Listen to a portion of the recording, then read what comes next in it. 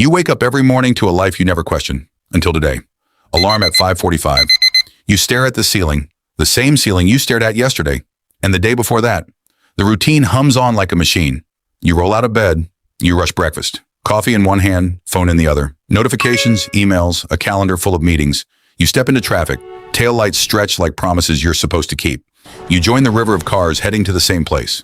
You swipe your badge, you sit at your desk, the same chair, the same keyboard, the same fluorescent light that never quite warms. You open the same program, you do the same tasks, you meet the same faces, you nod, you smile, you survive until 5. Paycheck arrives. It pays the bills, it builds comfort. You feel safe enough. But something niggles. A small, persistent whisper. Is this it? Is this all life is? Level 2. You watch time like a thief. Years slide into inboxes and then vanish into folders labeled done. Birthdays flick past on social media. The kid in the photo gets taller. So do you. In cubicle inches. You find an old notebook, a list of things you wanted to learn, a name of a startup you once loved, a side idea half-sketched in a margin. You laugh, rueful. You remember ambition. You see colleagues planning for retirement like it's a finish line. They trade dreams for predictability. You used to think that was wise. Now it feels like surrender.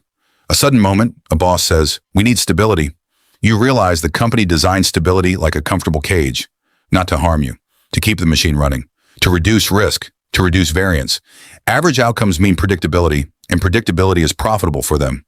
You ask yourself the hard questions. What happens if you press repeat for 30 years? Whose dream are you building when your hands type those reports? Are you investing in your future, or are you financing someone else's growth? Emotion arrives in small ways. You miss a weekend with friends because of overtime. You agree to another business dinner. You cancel plans to save energy for Monday. You watch your son blow out candles from a video. You feel the weight of time more acutely than the weight of work.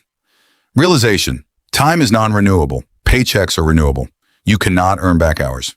A curiosity gap opens. If the job keeps you average by design, what would it take to stop that design from writing your life? Level 3. This is not a call to quit. It's a call to create options. You start small. After dinner, you sit with a book, not a business magazine, a skill book. You learn the language of markets, code, design, sales. You trade scrolling for practice, an hour a night, then 2. You make a list of assets, skills, networks, side income. You prioritize what moves the needle toward time freedom. Not every path is a shortcut. Some are compounding interest on discipline. Weeks become months. You take weekend workshops. You send awkward cold emails. You launch a tiny project with shaky confidence. You fail fast. You learn faster. Money shifts, not in an instant. But you begin to diversify income like planting seeds in different soils. A freelance client here, a small online shop there, investment contributions that feel like tiny rebellions. Your social circle notices. Some are curious, some are skeptical, some call you reckless. You realize that comfort breeds critique, and critique often protects itself from change. You begin trading comfort for leverage. Leverage, time, skills, systems. You automate what you can. You delegate what drains you. You build a calendar that owns you less and reflects your priorities more. A surprising realization. A job gave you a runway. It bought you the permission to experiment. The danger was not the paycheck. The danger was dependency. Believing the job was the only path to safety. Act 3. Real change, not escape. You make calculated bets. You set boundaries at work. You negotiate time.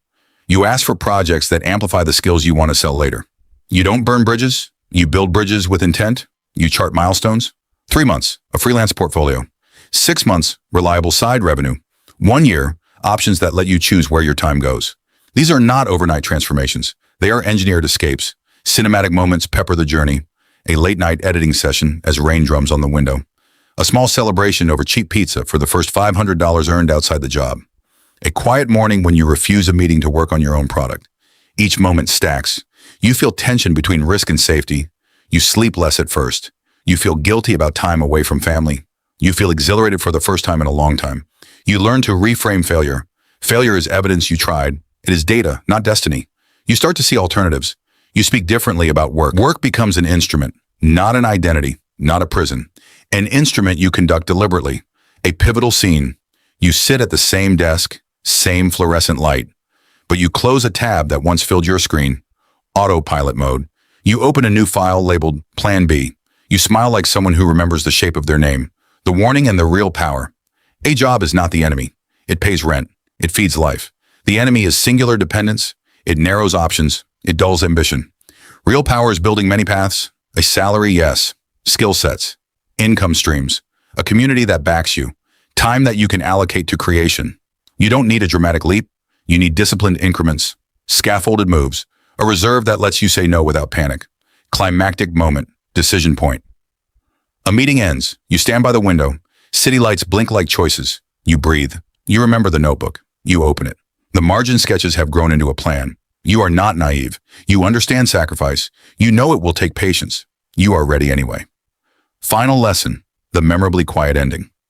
Maybe the goal was never to escape work. Maybe the goal was to stop living a life where your time belongs to everyone except you.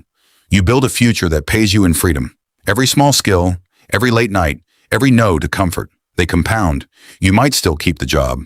You might leave it. Either way, you now have options. You stand for a moment on the sidewalk. You look up at the sky. You feel time as a weight that you can lift, piece by piece. End line. Not all cages are locked. Some are simply comfortable enough. The brave work is learning to want more than comfort, and to build the road to it one deliberate step at a time.